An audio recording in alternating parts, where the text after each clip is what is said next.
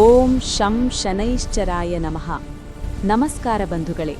ಇಂದು ನಾವು ಭಾರತೀಯ ಪುರಾಣ ಇತಿಹಾಸದ ಅತ್ಯಂತ ಪ್ರಭಾವಶಾಲಿ ದೇವತೆಗಳಲ್ಲಿ ಒಬ್ಬರಾದ ಶನಿ ಮಹಾತ್ಮನ ಬಗ್ಗೆ ತಿಳಿಯಲಿದ್ದೇವೆ. ಲೋಕದಲ್ಲಿ ಶನಿ ಎಂದರೆ ಭಯಪಡದವರೇ ಇಲ್ಲ. ಆದರೆ ಈ ಭಯದ ಹಿಂದಿರುವ ನೈಜ ಕಾರಣವೇನು? ಶನಿದೇವನ ನೋಟ ಏಕೆ ಇಷ್ಟು ತೀಕ್ಷ್ಣವಾಗಿದೆ? ಮಹಾರಾಜ ವಿಕ್ರಮಾದಿತ್ಯನಿಂದ ಹಿಡಿದು ಸಾಕ್ಷಾತ್ ಈಶ್ವರನವರೆಗೂ ಶನಿ ದೃಷ್ಟಿಯಿಂದ ಯಾರೂ ತಪ್ಪಿಸಿಕೊಳ್ಳಲು ಸಾಧ್ಯವಾಗಲಿಲ್ಲ ಏಕೆ? ಈ ಕಥೆಯ ಮೂಲವಿರುವುದು ಶನಿದೇವರ ದಾಂಪತ್ಯ ಜೀವನದಲ್ಲಿ. ಸ್ವಂತ ಪತ್ನಿಯೇ ಅವರಿಗೆ ಶಾಪ ಕೊಟ್ಟ ಆ ಒಂದು ಕ್ಷಣ ಇಡೀ ಬ್ರಹ್ಮಾಂಡದ ಗತಿಯನ್ನೇ ಬದಲಿಸಿತು. ಇಂದಿನ ಈ ವಿಶೇಷ ವಿಡಿಯೋದಲ್ಲಿ ಶನಿದೇವನ ಜನನದಿಂದ ಹಿಡಿದು ಪತ್ನಿಯ ಶಾಪದವರೆಗಿನ ಸಂಪೂರ್ಣ ರಹಸ್ಯವನ್ನು ನಾವು ಅನಾವರಣ ಮಾಡಲಿದ್ದೇವೆ. ಕಥೆ ಶುರುವಾಗುವುದು ಸೂರ್ಯಲೋಕದಲ್ಲಿ. ಸೂರ್ಯದೇವನ ಪತ್ನಿ ಸಂಜ್ಞಾದೇವಿ ಸೂರ್ಯನ ತೇಜಸ್ಸನ್ನು ತಡೆಯಲಾರದೆ ತನ್ನ ಪ್ರತಿರೂಪವಾದ ಛಾಯಾಳನ್ನು ಸೃಷ್ಟಿಸಿ ತಾನು ತಪಸ್ಸಿಗೆ ಹೋಗುತ್ತಾಳೆ. ಛಾಯಾ ಮತ್ತು ಸೂರ್ಯದೇವರಿಗೆ ಜನಿಸಿನ ಮಗನೇ ಶನಿ. ಶನಿ ಹುಟ್ಟಿದಾಗ ಅತಿಯಾದ ಕಪ್ಪು ವರ್ಣದವನಾಗಿದ್ದ. ಇದನ್ನು ಕಂಡು ಸೂರ್ಯದೇವನು ಶನಿಯನ್ನು ತನ್ನ ಮಗನೆನ್ನು ಒಪ್ಪಲು ನಿರಾಕರಿಸಿದನು. ತಾಯಿಗಾದ ಈ ಅವಮಾನ ಬಾಲಶನಿಯನ್ನು ನೋಯಿಸಿತು. ತಾಯಿಯ ಗೌರವಕ್ಕಾಗಿ ಮತ್ತು ತನ್ನ ಅಸ್ತಿತ್ವಕ್ಕಾಗಿ ಶನಿದೇವರು ಕಾಶಿಗೆ ಹೋಗಿ ಶಿವನನ್ನು ಕುರಿತು ಕಠೋರ ತಪಸ್ಸು ಮಾಡಿದರು. ಶಿವನು ಮೆಚ್ಚಿ ಶನಿಗೆ ನ್ಯಾಯಾಧೀಶ ಎಂಬ ಪಟ್ಟವನ್ನು ನೀಡಿದನು. ಅಂದಿನಿಂದ ಶನಿದೇವರು ಕರ್ಮಗಳಿಗೆ ತಕ್ಕಂತೆ ಫಲ ನೀಡುವ ದೇವನಾದನು. ಶನಿದೇವರು ಕೇವಲ ನ್ಯಾಯಾಧೀಶರಲ್ಲ, ಅವರು ಪರಮ ವೈರಾಗ್ಯಶಾಲಿ ಕೂಡ. ಅವರಿಗೆ ಈ ಪ್ರಪಂಚದ ಅದ್ಧೂರಿ ಜೀವನದ ಮೇಲೆ ಎಂದೂ ಆಸಕ್ತಿ ಇರಲಿಲ್ಲ.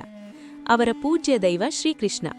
ಶನಿದೇವರು ದಿನದ ಬಹುಪಾಲು ಸಮಯವನ್ನು ಕಣ್ಣು ಮುಚ್ಚಿ ಶ್ರೀಕೃಷ್ಣನ ಧ್ಯಾನದಲ್ಲೇ ಕಳೆಯುತ್ತಿದ್ದರು. ಎಷ್ಟೋ ಬಾರಿ ವರ್ಷಾನುದಟ್ಟಲೆ ಅವರು ಒಂದೇ ಭಂಗಿಯಲ್ಲಿ ಕುಳಿತು ಧ್ಯಾನ ಮಾಡುತ್ತಿದ್ದರು. ಈ ಏಕಾಂತ ಮತ್ತು ಶಾಂತಿ ಅವರಿಗೆ ಬಹಳ ಪ್ರಿಯವಾಗಿತ್ತು.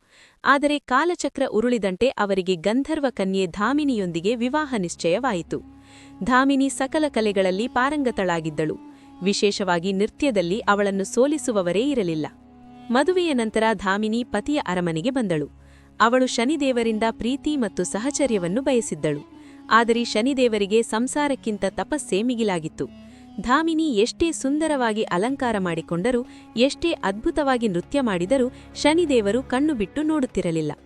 ದಿನಗಳು ಕಳೆಯುತ್ತಾ ಹೋದಂತೆ ಧಾಮಿನಿಯ ಮನಸ್ಸಿನಲ್ಲಿ ಅಸಮಾಧಾನ ಮೊಳಕೆಯೊಡೆಯಿತು. ಒಂದು ಶುಭ ದಿನದಂದು ಧಾಮಿನಿ ದೇವಿಯು ಮಗುವಿನ ಅಪೇಕ್ಷೆಯಿಂದ ಪತಿಯ ಬಳಿಗೆ ಬಂದಳು. ಆ ಸಮಯದಲ್ಲಿ ಶನಿದೇವರು ಅತ್ಯಂತ ಗಾಢವಾದ ಸಮಾಧಿ ಸ್ಥಿತಿಯಲ್ಲಿದ್ದರು. ಧಾಮಿನಿ ಅವರನ್ನು ಎಚ್ಚರಿಸಲು ಎಷ್ಟೇ ಪ್ರಯತ್ನಿಸಿದರೂ ಶನಿದೇವರು ಕೃಷ್ಣನ ಲೀಲೆಯಲ್ಲಿ ಮಗ್ನರಾಗಿದ್ದರು. ಅದೊಂದು ನಿರ್ಣಾಯಕ ಕ್ಷಣ. ಧಾಮಿನಿಯ ತಾಳ್ಮೆಯ ಕಟ್ಟೆ ಒಡೆಯಿತು. ತಾನು ಸತಿಯಾಗಿ ಪತಿಯ ಪಾದದ ಬಳಿ ನಿಂತಿದ್ದರೂ ತನ್ನನ್ನು ಕಡೆಗಣಿಸುತ್ತಿದ್ದಾರೆ ಎಂಬ ಅವಮಾನ ಅವಳನ್ನು ಸುಡಲಾರಂಭಿಸಿತು. ಅವಳು ರೌದ್ರಾವತಾರ ತಾಳಿದಳು. ಹೇ ಸ್ವಾಮಿ, ನಿಮ್ಮ ಧ್ಯಾನದ ಅಹಂಕಾರದಿಂದ ನನ್ನನ್ನು ನಿರ್ಲಕ್ಷಿಸಿದ್ದೀರಿ. ಕಣ್ಣು ಮುಚ್ಚಿ ಕುಳಿತುಕೊಳ್ಳುವುದೇ ನಿಮಗೆ ಅಷ್ಟೊಂದು ಪ್ರಿಯವಾಗಿದ್ದರೆ ಇನ್ನು ಮುಂದೆ ನಿಮ್ಮ ಕಣ್ಣು ಯಾರ ಮೇಲೆ ಬೀಳುತ್ತದೋ ಅವರಿಗೆ ಸರ್ವನಾಶವಾಗಲಿ, ನಿಮ್ಮ ದೃಷ್ಟಿ ಅಮಂಗಳವಾಗಲಿ ಎಂದು ಶಪಿಸಿಬಿಟ್ಟಳು. ಶಬ್ದ ಕೇಳಿ ಎಚ್ಚರಗೊಂಡ ಶನಿದೇವರಿಗೆ ಎಲ್ಲವೂ ಅರ್ಥವಾಯಿತು. ಅವರು ಪತ್ನಿಯ ಸಮಾಧಾನ ಮಾಡಲು ಪ್ರಯತ್ನಿಸಿದರು. ಆದರೆ ಶಾಪ ಎಂಬುದು ಬಿಲ್ಲನ್ನು ಬಿಟ್ಟ ಬಾಣದಂತೆ, ವಾಪಸು ಪಡೆಯಲು ಸಾಧ್ಯವಿರಲಿಲ್ಲ. ಅಂದಿನಿಂದ ಶನಿದೇವರು ನೊಂದವರಾಗಿ ಯಾರಿಗೂ ಕೆಟ್ಟದಾಗಬಾರದು ಎಂಬ ದಯೆಯಿಂದ ಯಾವಾಗಲೂ ತಲೆ ತಗ್ಗಿಸಿ ನಡೆಯಲು ನಿರ್ಧರಿಸಿದರು. ಸ್ನೇಹಿತರೆ, ಇದೇ ಕಾರಣಕ್ಕಾಗಿ ಶನಿ ದೇವಸ್ಥಾನಗಳಲ್ಲಿ ನಾವು ಶನಿದೇವರನ್ನು ನೇರವಾಗಿ ಕಣ್ಣಿಗೆ ಕಣ್ಣಿಟ್ಟು ನೋಡಬಾರದು. ಬದಲಾಗಿ ಅವರ ಪಾದಗಳನ್ನು ಪೂಜಿಸಬೇಕು. ಶನಿದೇವರ ದೃಷ್ಟಿ ಕಠೋರವಾಗಿರಬಹುದು, ಆದರೆ ಅವರ ಹೃದಯ ದಯಾಮಯಿ.